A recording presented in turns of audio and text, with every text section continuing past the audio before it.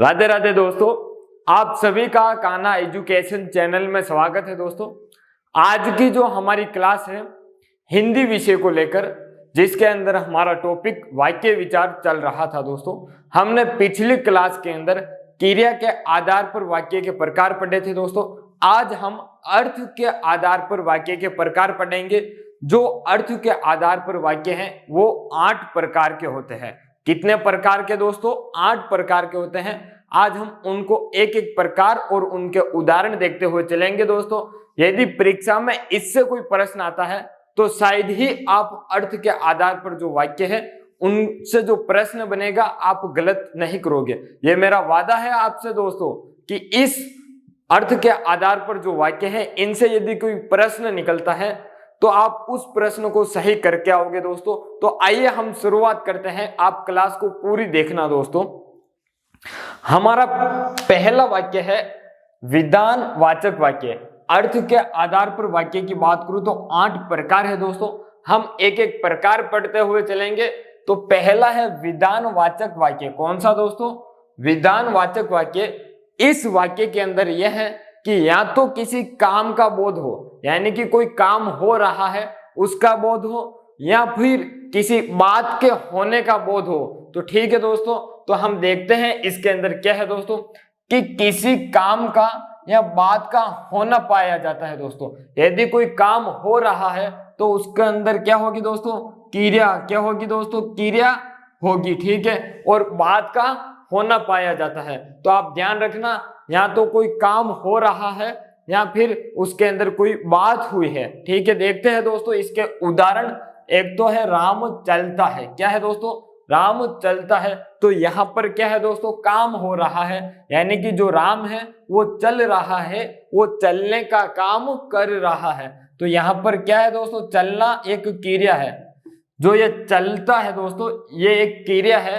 राम चलता है तो इसके अंदर काम हो रहा है। दोस्तों, जनता ने मुख्यमंत्री का स्वागत किया। दोस्तों, जो जनता है इस जनता ने मुख्यमंत्री का स्वागत किया, और स्वागत इस प्रकार से किया क्योंकि उन्होंने, जो हमारे मुख्यमंत्री है, उन्होंने 19 नए जिलों का गठन और साथ ही साथ 3 नए संभागों का गठन किया, जो बेहती ग्रामीण इलाकों के लिए और बात करें दोस्तों सभी लोगों के लिए प्रशासनिक रूप से क्या है? फायदेमंद है। ठीक है दोस्तों, तो जनता ने मुख्यमंत्री का स्वागत किया कि आपने जो कार्य किया वो बहुत ही अच्छा कार्य किया। तो यहाँ पर क्या है दोस्तों? एक तो बात हुई। ठीक है ना, बात का होना। यहाँ पर क्या है दोस्तों? एक बात हुई कि जनता ने मुख्यमंत्री का स्वागत किया।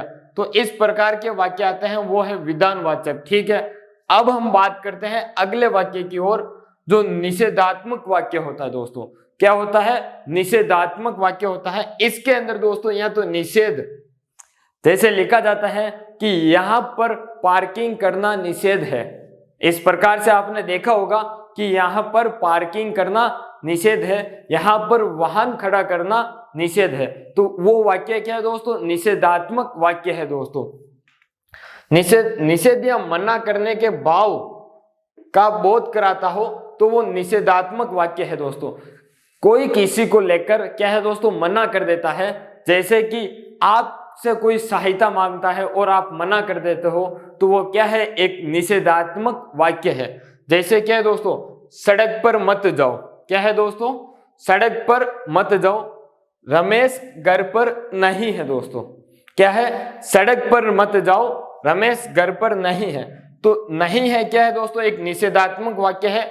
मत जाओ, यह भी एक क्या है? निषेधात्मक वाक्य है। यहाँ पर मना किया जा रहा है कि आप सड़क पर मत जाओ, और साथ ही साथ कहा जा रहा है कि रमेश घर पर नहीं है, तो उनको मना किया जा रहा है कि जो रमेश है वो घर पर नहीं है। दोस्तों एक बात बताऊं, खासकर लड़कों के लिए दोस्तों, तो लड़के लोग क्या है दोस्तों? लड़के किसी लड़की को प्रपोज करते हैं, और जब लड़की मना कर देती है तो लड़की का जो मना करने का भाव था दोस्तों, वो भाव क्या है? एक निषेधात्मक वाक्य है। क्या है दोस्तों?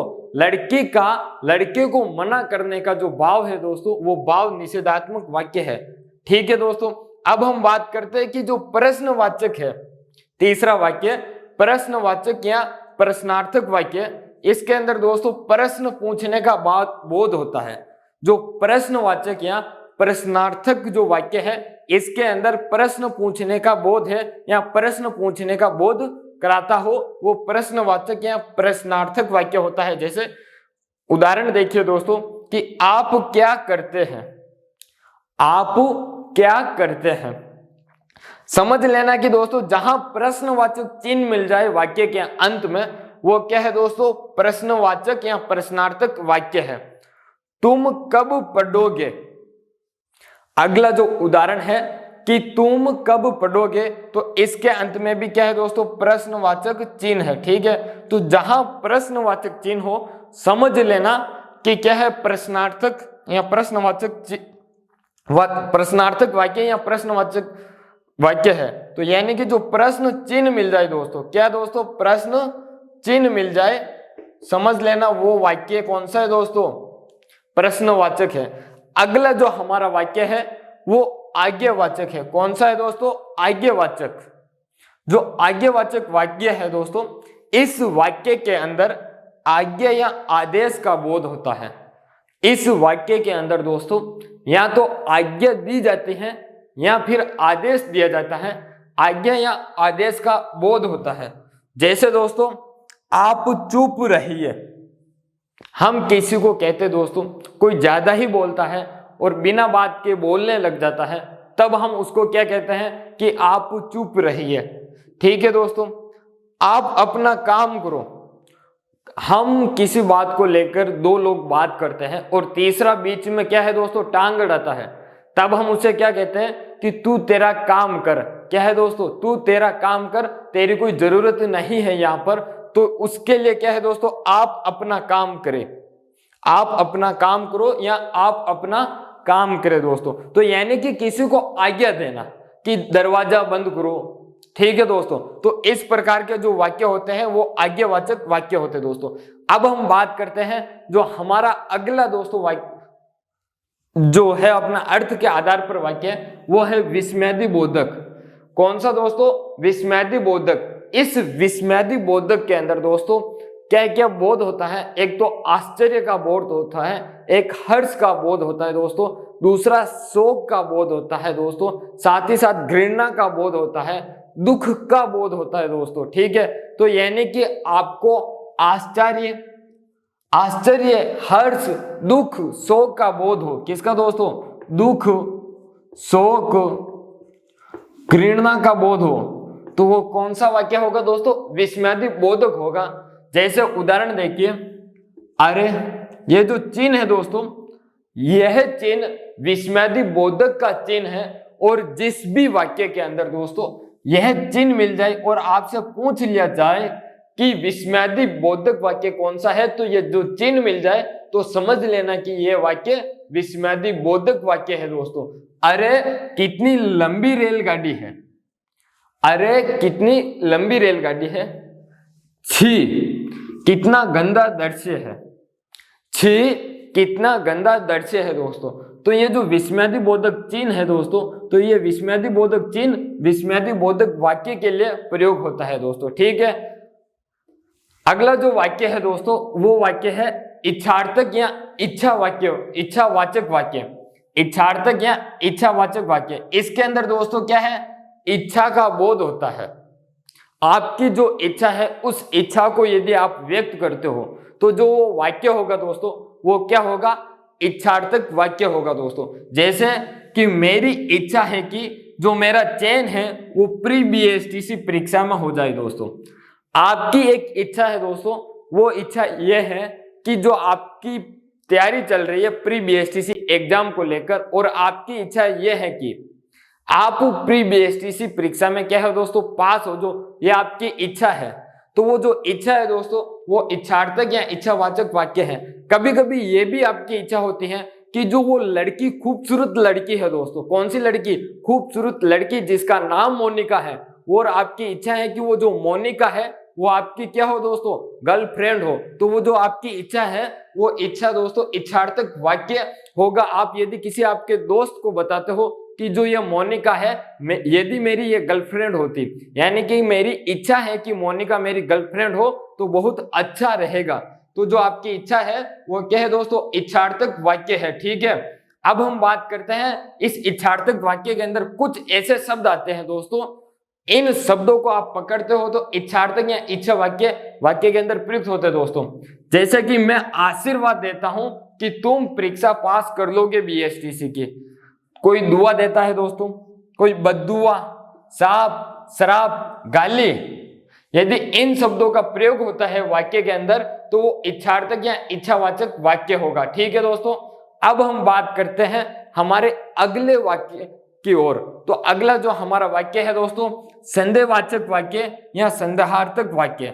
संदेहवाचक वाक्य या संदेहार्थक वाक्य दोस्तों, इसके अंदर संदेह किया जाता है, किसी के ऊपर शंका की जाती है या फिर किसी के ऊपर संशय किया जाता है। ठीक है दोस्तों, तो संदेह, शंका या संशय किया जाता है दोस्तों। तो संदेह, शंका, संशय का क्या हो दोस्तों, बोध हो, वो वाक्य दोस्तों संदेहवाचक वाक्य होता है दोस्तों। जैसे शायद राम कल जयपुर जाएगा दोस्तों, हमें संदेह है कि जो राम है वो शायद कल जयपुर जाएगा दोस्तों। अगला उदाहरण देखना दोस्तों, आज धूप निकलने की क्या है दोस्तों, संभावना है।